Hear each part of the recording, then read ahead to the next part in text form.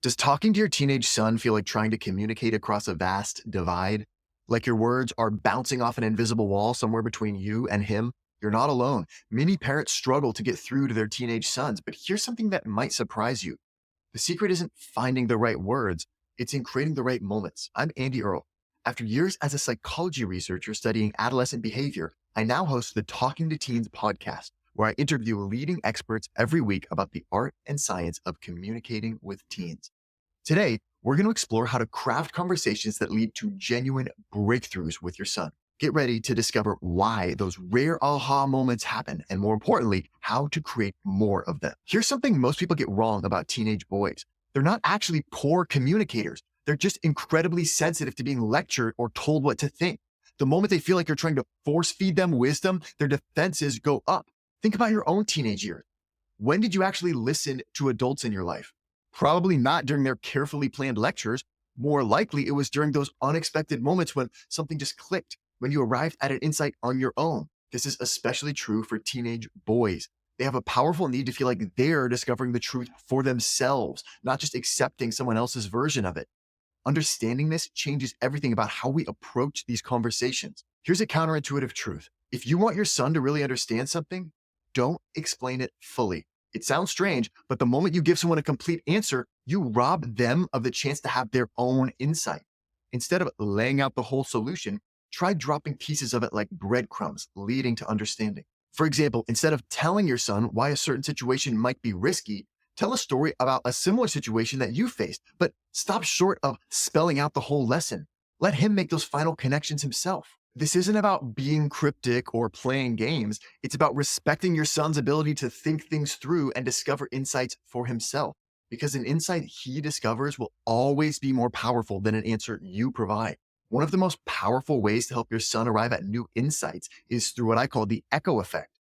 Instead of introducing new ideas, start by echoing back what you hear him saying, but with a slight twist that opens up new perspectives. For example, if your son says, "This teacher is totally unfair," you might respond, "So you're feeling like there's an injustice happening here. I often feel that way in my life too. That sucks. I'm sorry you're feeling that way. If you'd be interested or open to it, I'd be happy to help you bounce around some ideas about how you might respond, both internally by managing your own feelings about the situation and also externally, maybe doing something about it." But either way, I totally empathize with what you're going through. Notice what we're doing here. We're not jumping in to argue with his interpretation.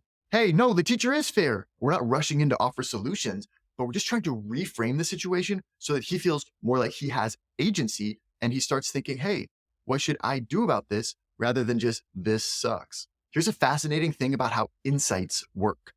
They often come not from hearing one big explanation, but seeing multiple small examples that suddenly connect. This is what psychologists call convergence, and it's particularly effective with teenage boys.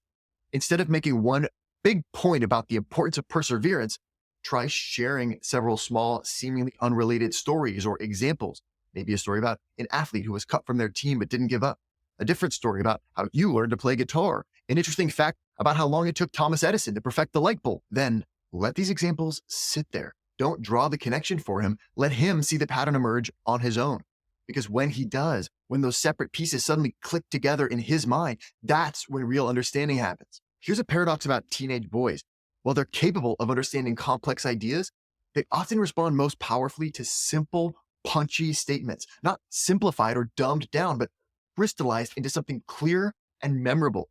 Instead of a long explanation about responsibility, try "Freedom comes with a price tag" called accountability. Rather than a lecture about effort, share "The work you avoid today is the opportunity someone else will seize tomorrow." These aren't just sound bites, they're concentrated insights that can rattle around in your son's mind, gathering meaning over time. Think of them as seeds rather than fully grown plants. The best part is you could repeat these same phrases a few times over the course of a couple weeks or a month, and they really start to stick in your son's mind. Here's the tricky part about insights. They're like morning dew, powerful in the moment, but quick to evaporate.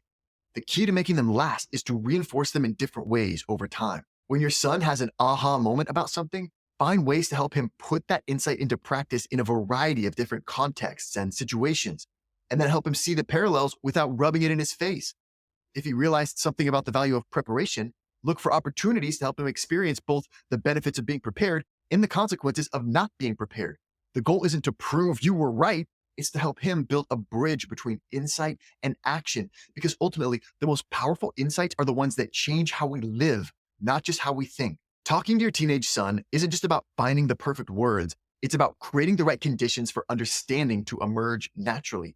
By delivering punchy insights and helping him connect understanding to action, you can create more of those breakthrough moments that lead to real growth and connection. Remember, your son's biggest insights will be the ones he discovers for himself. You're just creating the path that leads him there. If you found this helpful, please like the video and subscribe to our channel for more science-backed strategies to communicate with your teen more effectively.